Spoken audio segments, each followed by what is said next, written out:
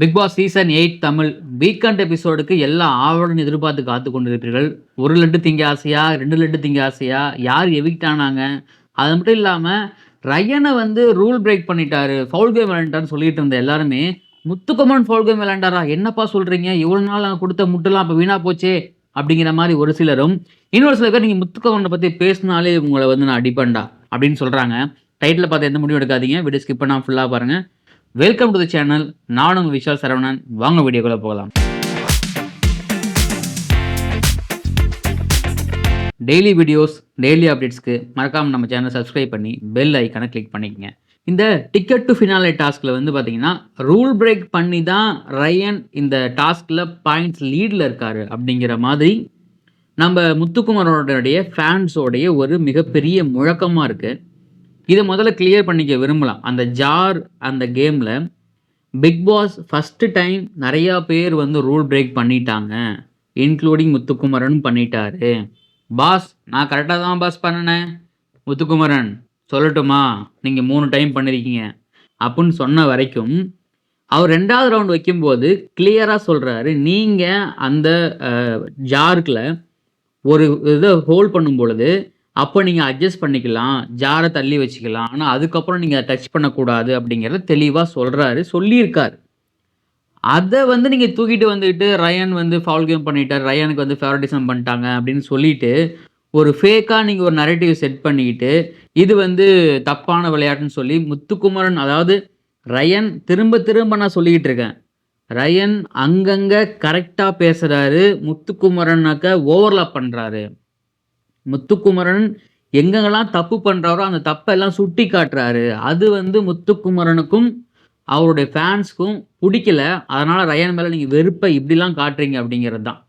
So அவருக்கு கூட சேர்ந்துக்கிட்டு ஒரு சிலர்கள் வந்து பேசுவாங்க, முத்துக்குமரனை பற்றி பேசினாலே நீ யாருடைய பிஆர், நீ வந்து ஜிபேயில் பணம் வாங்கிட்ட, உனக்கு வந்து அமௌண்ட் கிரெடிட் ஆகிடுச்சு அப்படின்னு சொல்லிட்டு.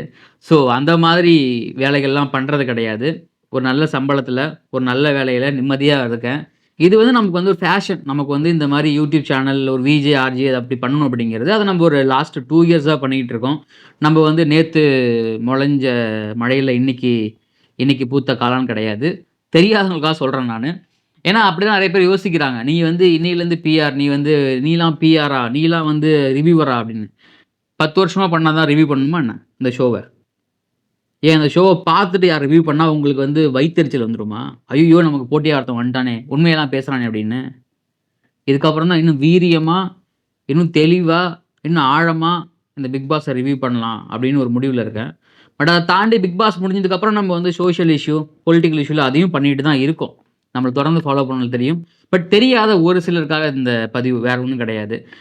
அப்புறமா இந்த இந்த வெள்ளிக்கிழமை நிகழ்வுகளில் வந்து பார்த்தீங்கன்னா, திரும்ப முத்துக்குமரன் பற்றி பேசணுமா அப்படின்னு எனக்கு தோணுது. நிறைய இப்போ என்கிட்ட இன்ஸ்டாவில் ஒருத்தர் கேட்டார், ப்ரோ நீங்கள் ஏன் ரீசெண்ட் டைமில் வந்து முத்துக்குமரன் டார்கெட் பண்ணியே பேசுகிறீங்க அப்படின்னு கேட்டேன். நான் உங்களை ஃபாலோ பண்ணுறேன், நான் உங்கள் ஃபாலோவர், ஆனால் நீங்கள் வந்து ரீசெண்ட் டேஸில் வந்து நிறைய வந்து முத்துக்குமரன் டார்கெட் பண்ணுறீங்க அப்படின்னாரு.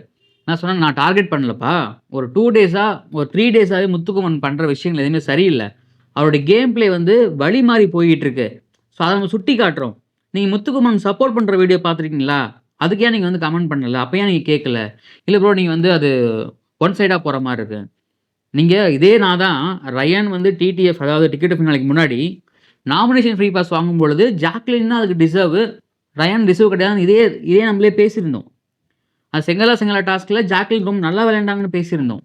ஸோ அப்படிலாம் இருக்கும் பொழுது நீங்கள் திடீர்னு வந்துட்டு ஒரு வீடியோ 2 வீடியோ பார்த்துட்டு நீங்கள் வந்து டார்கெட் பண்ணணும் எனக்கு அவசியம் கிடையாது. இன்னும் இது எல்லாமே முத்துக்குமரன் வந்து ஒரு லாங் ரன் இருக்காரு. இந்த ஷோ ஹோல்ட் பண்ணி நிறைய இடத்துல கொண்டு வந்திருக்காரு. ஒரு 2, 3 பேர் தான் அந்த ஷோ வந்து பார்த்தீங்கன்னா ஹோல்ட் பண்ணி கொண்டு வந்திருக்காங்க இவ்வளோ நாளில். ஸோ அதில் one of the player Muthukumaran.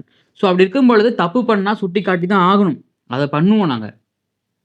நீங்கள் வந்து முத்துக்குமரன் தப்பு பண்ணாலும் நீங்கள் வந்து அவருக்கு வந்து நீங்கள் சொம்பு தூக்கணும் அப்படின்னு சொன்னால் அதுக்கு நான் பண்ண முடியாது. அதுக்கு வந்து நான் வந்து பிறந்தலேருந்தே ரிவ்யூவர்னு சொல்லிக்கிட்டு இருக்க ஒரு சில பேர் சுற்றிட்டு இருக்காங்க. நீங்கள் அவங்கள பார்த்து கேட்டுக்குங்க. இந்த வெள்ளிக்கிழமை நிகழ்வுகள் வந்து பார்த்து என்ன ஆச்சுன்னா, ஏற்கனவே திரும்பி சொன்ன மாதிரி சௌந்தர்யா இந்த வாரம் ஃபுல்லாகவே ரொம்ப சைலண்ட்டாக ஒரு ப்ராப்பரான கேம் விளையாடுறாங்க அப்படிங்கிறது சொல்லிக்கிட்டு இருக்கோம்.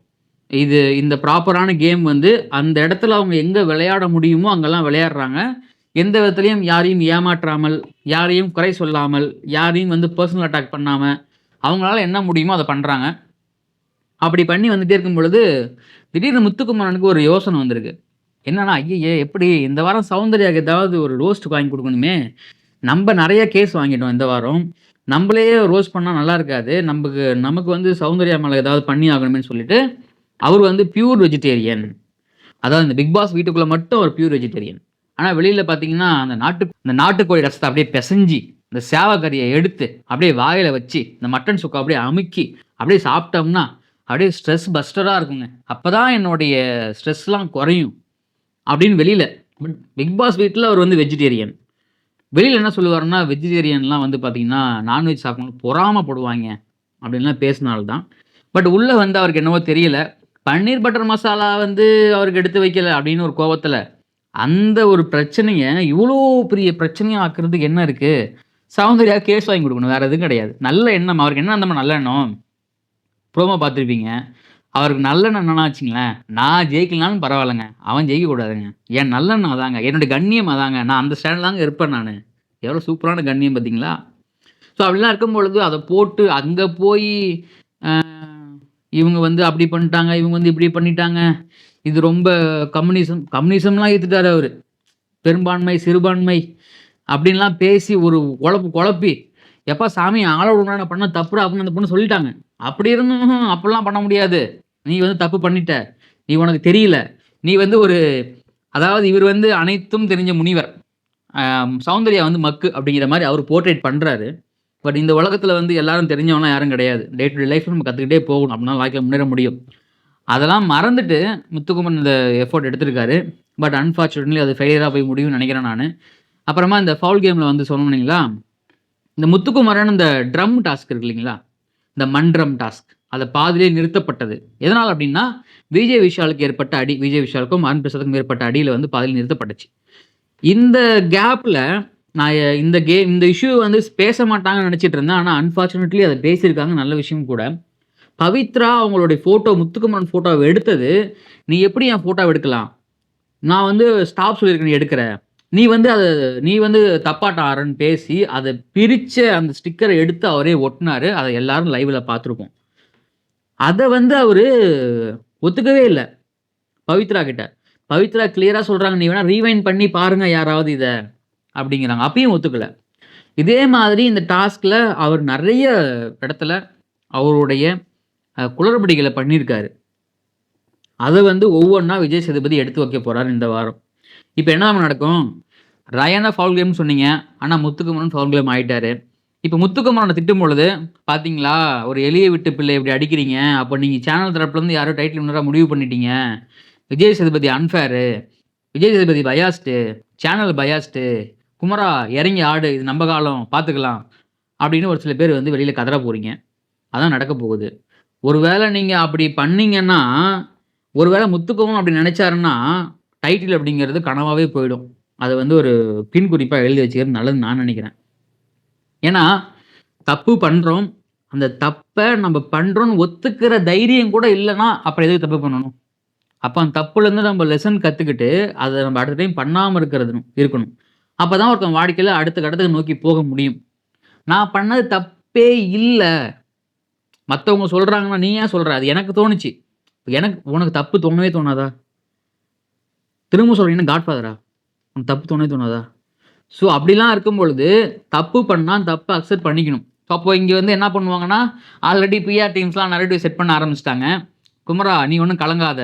இது வந்து உனக்கான கேமு. நீ வந்து இங்க இப்படிதான் இருக்கும். இது எல்லாத்தையும் நீ கடந்து வந்து தான் ஆகணும். இந்த உலகம் அப்படிதான் அமைக்கப்பட்டிருக்கு" அப்படின்னு. ஒரு ரியாலிட்டி ஷோ. அந்த ரியாலிட்டி ஷோல ஒவ்வொருத்தவங்களுக்கும் ஒவ்வொரு நாளைக்கு எவ்வளோ பேமெண்ட்டுன்னு பேசி உள்ள அனுப்பிச்சிருக்காங்க. இதெல்லாம் தெரிஞ்சு தான் உள்ள போயிருக்கீங்க. ஆல்ரெடி உங்க வாழ்க்கை செட்டில் ஆயிடுச்சு. நெறைய ப்ரமோஷன்ஸ் நெறையலாம் பண்ணிக்கிட்டு இருக்காங்க. இப்ப இருக்கிற 8 பேத்துக்குமே சொல்றேன் நானு. யாரும் வந்து லீஸ்ட் யாரும் எல்லாத்துக்கும் ப்ரமோஷன் பண்றாங்க. எல்லாத்துக்கும் பிஆர் இருக்காங்க.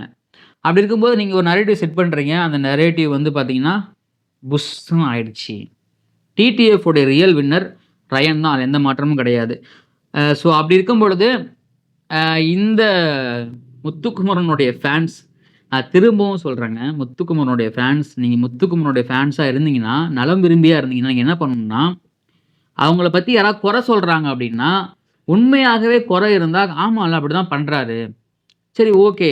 அவர் அடுத்த டைம் அப்படி பண்ண மாட்டாரு அப்படின்னு அப்படி சப்போர்ட் பண்ணுங்க.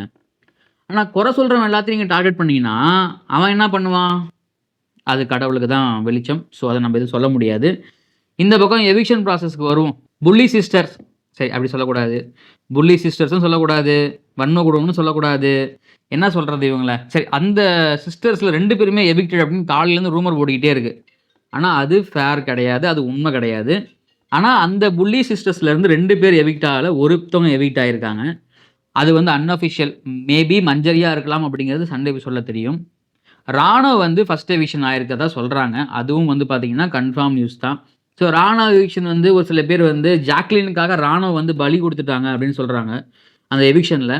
பட் ஆனா அது வந்து ஃபேர் கிடையாதுங்க. ஏன்னா ராணுவ வந்து அவரோட கேம் அவ்வளோதான். அதுக்கப்புறம் இது கொண்டு போனா அது வந்து அப்பட்டமா வெளியே தெரிஞ்சிரும் அப்படிங்கிறது அவங்களுக்கே தெரிஞ்சிருக்கு.